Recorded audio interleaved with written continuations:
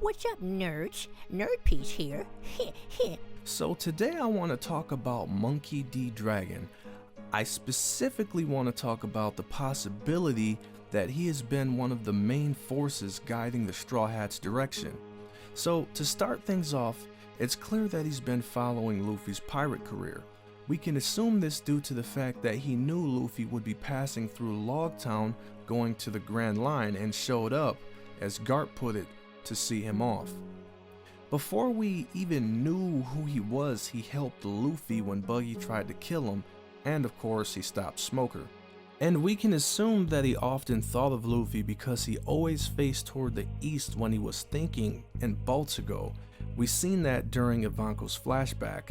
So the question is, how long has he been watching Luffy and what has he been planning for him? I'd like to think that he's actually had spies from the Revolutionary Army keeping tabs on him for some time. Whether those spies have been in the Marines sending back new data to Dragon or just randoms that he had tailing Luffy, I believe that they've been there probably this whole time. And the only spy that we know to do that thus far is Bartholomew Kuma. So we know that Dragon seen Luffy's bounty not too long after Enies Lobby, and Dragon said that he wanted Luffy to question the world and that the day that they would meet would come. It's almost like he wants Luffy to be prepared for that day. And afterward, the Straw Hats went to Thriller Bark, and then Kuma showed up to deliver a message to Moria, saying he was given the order to assist in case Moria failed.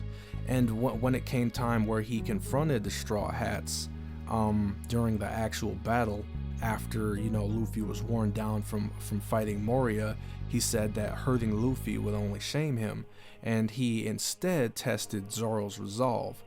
I imagine that the whole purpose of his skirmish with the Straw Hats was to gauge their power at that point. Later on, when they went to the Sabodi Arpelago, or forgive me, I'm pronouncing that wrong, when they met Silver's Rayleigh, he told Robin that they wouldn't be able to do anything about the Void Century as they were. He also mentioned that he wanted to meet Luffy ever since Shanks told him about the kid who talked like Roger. So Kuma sent them all to their places to train not too soon after that, and revealed that he was an officer of the Revolutionary Army to Rayleigh, saying he wanted to let the Straw Hat Pirates escape because of that. So I think that this was on Dragon's orders. He later informed Silver's Rayleigh the direction he sent Luffy in, and then Rayleigh showed up there to train Luffy. So this may be a very, very loose connection, but I think the conversation between Ivanko and Dragon after the Battle of Marineford sheds a little bit of light on something. So Ivanko mentioned to Dragon how it was convenient that Luffy broke in and out of Impel Down, and how he met Luffy during that period of time to Dragon, and he said he had a lot of questions for Dragon, and Dragon replied that he bets he does. And then Dragon told him that he needed to tell him what happened to Kuma, saying that Dragon himself needed to tell Ivanko what was going on with Kuma. So that makes me assume that Dragon knew everything that was going on, and that also makes me think that Dragon planned it all. So he had Kuma and Vegapunk ready the future for the PX androids by sending one of them to whoever Kuma sent it to. I'm assuming it was someone in the Revolutionary Army, and there's tons of theories out there on that right now. But also, he had Luffy bust Ivanko out of jail and sent each of the Straw Hats to where he knew they would get stronger. So I believe Dragon did all of this to prepare Luffy for the day that they would meet and battle the world government, possibly at the Reverie.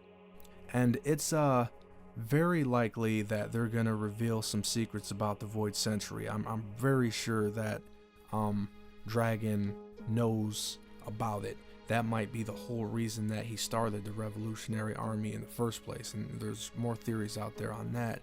But I think the Reverie is going to reveal more about the Void Century and whatnot when the king of Alabasta asks about the poneglyphs.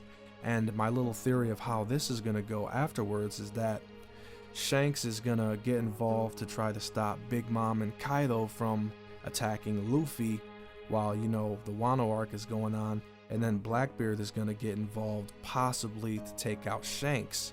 And then Luffy is somehow going to get away because he might figure out that Sabo's in trouble. So he's going to go and try to help Sabo. And then the Yonkos are going to follow. And then Blackbeard, the Yonkos, all of the Yonkos, leading to possibly the biggest war in One Piece history. And this is my take, just a theory, on how and why Dragon may have planned all of this for Luffy. It does make sense if you think about how things have turned out, but then again, it's just a theory. So leave a comment and let me know what you think. Let's get the conversation going. And don't forget to subscribe, nerds.